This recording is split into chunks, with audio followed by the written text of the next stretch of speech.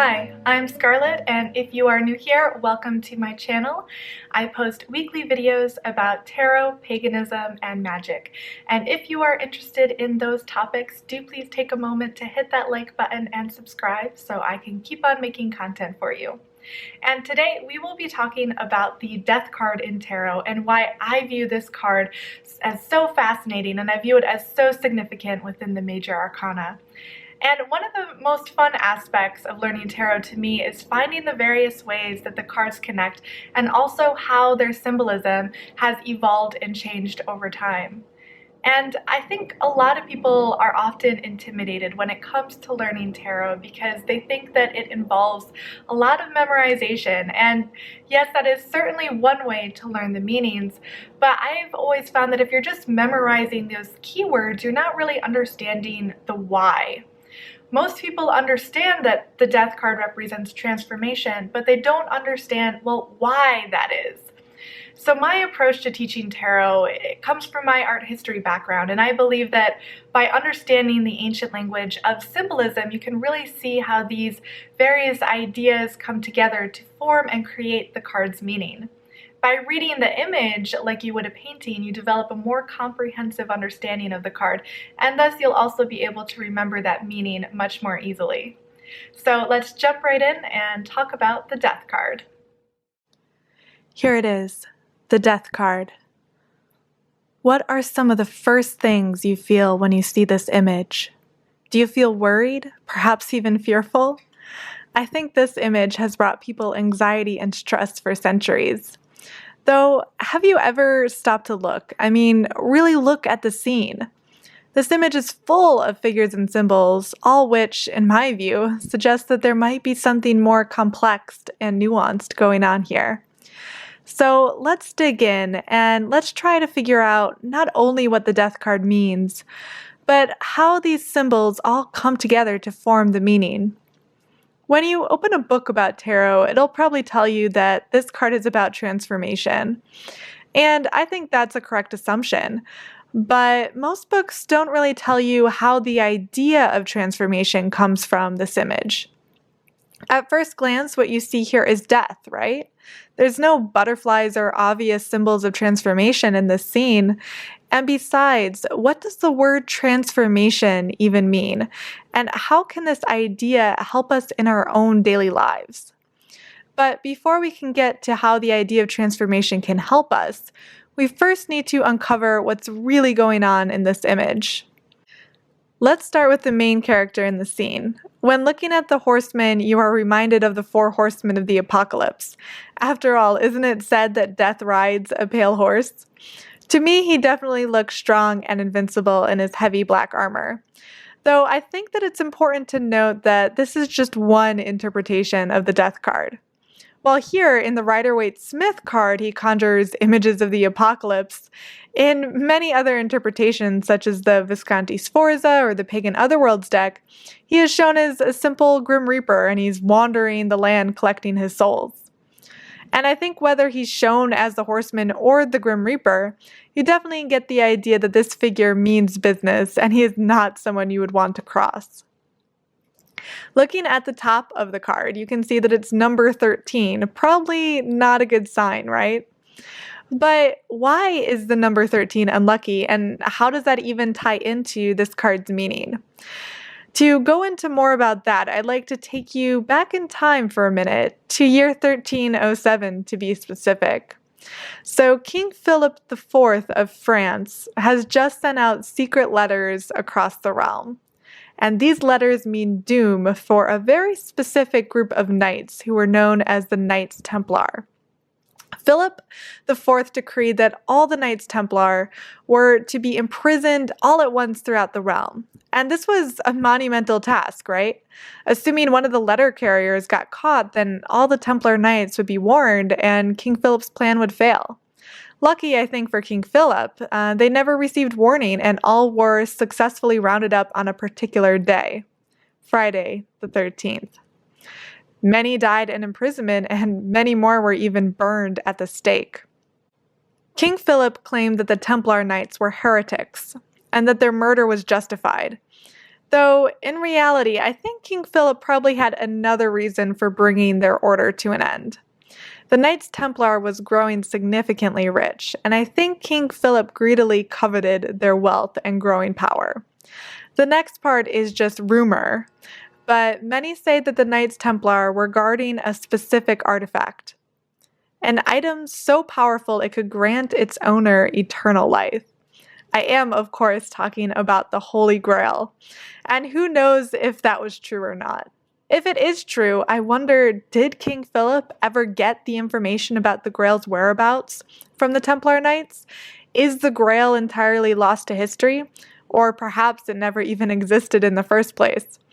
Regardless, the Grail would be considered the ultimate symbol of transformation, right? So I think it makes sense that this scene here in the death card could be tied to stories about the Grail.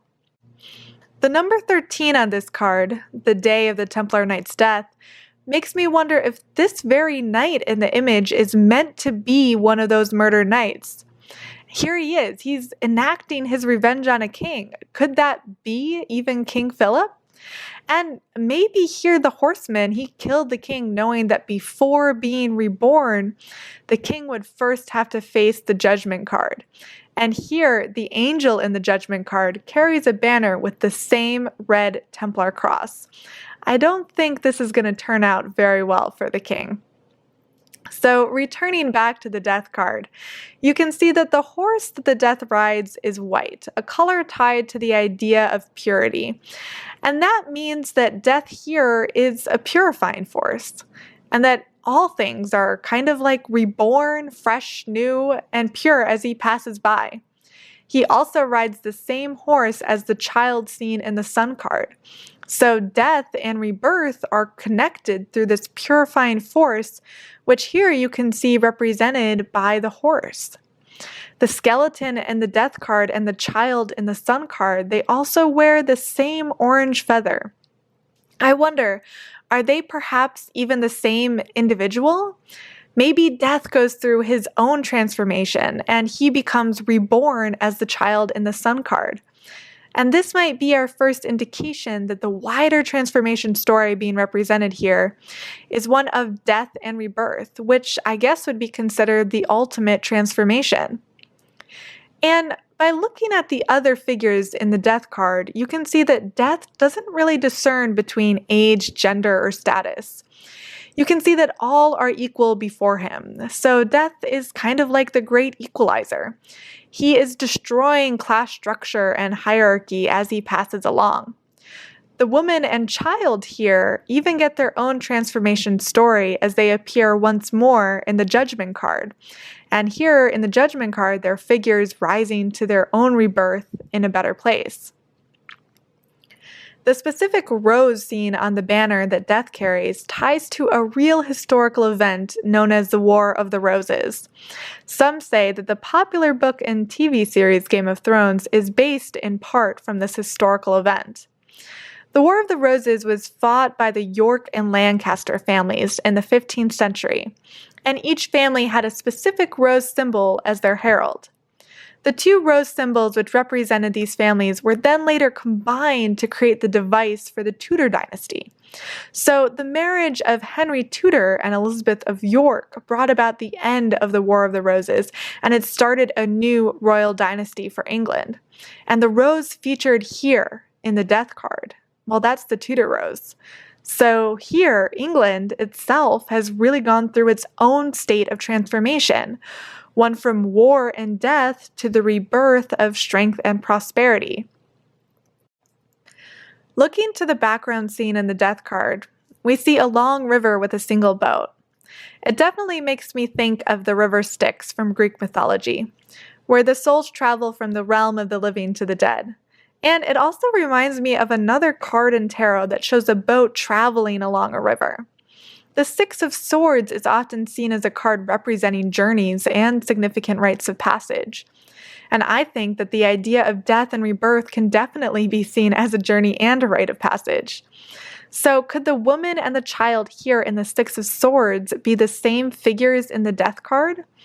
Is this scene then a part of their storyline that occurs after they die in the death card and before they reach rebirth in the judgment card? And what happens after you board the boat in the River Styx? Where do you go next on your journey? Perhaps you travel to card number 14, which is Temperance. And Temperance is a card that's usually tied to ideas of balance and patience and moderation.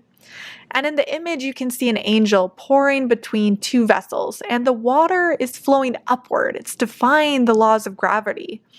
So I wonder if that too represents the idea of death and rebirth, that flow from a physical plane to a place of higher divinity. And up at the top, there is a road as if we traveled along a continuous route from the edge of the death card and down into the valley of Temperance.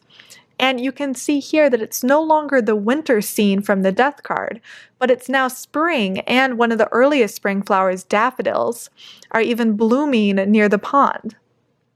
You can also see that the sun is beginning to rise higher in the sky. And inside the sun, you can see the image of a crown. You also saw a crown in the death card, but I think the crown in the death card had to do with status, hierarchy, and power, because it was the crown of a king, right? Though I think as death traveled along his image, he brought equality to all the figures. So here, the crown that rises in the sun, it's no longer a symbol of ego, but a symbol of higher ideals. So once you pass through this realm of Temperance, where do you travel to next? I think looking back at the death card, we can see two watchtowers, which you need to pass through before reaching the sun. And these watchtowers, they appear in the moon card, which to me is a very mysterious card. The moon represents the subconscious, it represents falsehoods, and even emotional instability. After all, the moon, or loon, it's the base of the word lunacy. And the moon card is also tied to the idea of the shadow self, which was a concept created by the great thinker Carl Jung. Here, our pathway goes between two huge towers. With their one small window, they look like guard towers, which begs the question, well, what are they guarding? Are they meant to prevent us from visiting or understanding the darker aspects of our own subconscious? And maybe we wouldn't like what we find. Yet, there is no gate or barrier between these guard towers, only a jagged pathway leading to yet another pond. But before you arrive at the water, you must first walk between two animals, a dog and a wolf. And as you walk the road, you're walking the road between the civilized or tamed aspects of ourself, represented by the dog, and our wild and untamed side, the wolf. And that's a side we often try to pretend doesn't exist. It's a side of ourselves often expressed throughout literature and movies as the archetype of the werewolf, where the animal instincts take over our bodies when the moon becomes full. I think that the moon card represents the unknown, and that can be pretty scary. But so is death, and death is the unknown, and that can be a really terrifying concept. But here in the moon card, you have to bravely pass through this unknown space before you reach the stage of rebirth. And as you reach the pond, you greet your final challenge. It's our own fears, which here is represented by this weird lobster creature that's coming out of the waters of our own subconscious. And in order to reach the sun, that final rebirth, you need to first face this monster head on and then plunge into the depths of the unknown. Just like how in the real world, where we need to face our subconscious fears before creating any real transformative change in our lives. And then after you defeat the monster and pass through the realm of the moon card, you finally end up at the sun, which is the ultimate symbol of rebirth. As ancients thought that the sun died each night and was reborn each morning. The sun is also a symbol of the divine, and some of the earliest deities were sun gods and goddesses, such as Horus from Egyptian mythology and Amaterasu from Japanese Shinto. Even today, I think that it's no coincidence that our Olympic athletes are given a gold sun disk to wear. I think that there's this primal connection we humans feel to the sun and the idea of divine success. So here, we are receiving our own golden reward. After making it through the river passage in the death card and past the great guard towers of the moon, we end up here at the sun, which is a perfect symbol of rebirth, vitality, and even success. So now we can really see how all these symbols come together to represent a story of the ultimate transformation, one of death and rebirth. But then, how do you translate this story to give us guidance in our normal day-to-day lives? I think that when we get the death card in a reading, it forces us to face an uncomfortable truth. When it appears, it means that our life is in stagnation, and there are various forces preventing us from achieving our goals. This card represents that this stagnation is preventing us from going through our own important transformation process to become a better version of ourselves. I think that as humans, we reflexively stay in situations probably longer than we should because we fear transformative change. And the death card reminds us that not only are we responsible for our own life path, but also that occasionally we need to become the horseman ourselves and cut what no longer serves us out of our life, whether that's a dead-end job, an abusive relationship, or a draining friendship. And I don't think this is meant to be an easy task. I think this process, just like the journey through the realm of the moon card, it means facing our fears but still taking action. This action, once we take it, has the power to truly transform our lives in a profound way. So the next time you get this card in a reading, think about what is holding you back from your own journey of transformation. What is so brilliant about the Rider-Waite-Smith death card is that it contains a whole narrative within its symbols. Here, this image expresses the idea of transformation through the metaphor of death and rebirth, and each specific symbol has something to contribute to that wider narrative. To me, reading tarot is not simply memorizing some keywords connected to each card. In my view, tarot is about looking. I mean, really looking at the images, looking at the symbols, and understanding the wider idea being presented. The role of the reader, then, is to comprehend and understand these narratives, and then frame them so that they can bring better guidance and understanding into our own daily lives. So I hope you enjoyed watching this video about the death card, and I hope it brings you a better understanding of why this card is tied to ideas of transformation. If you would like to read more about the death card, I will link my corresponding blog post in the description box down below. And on my blog, you can find additional articles and writings about tarot.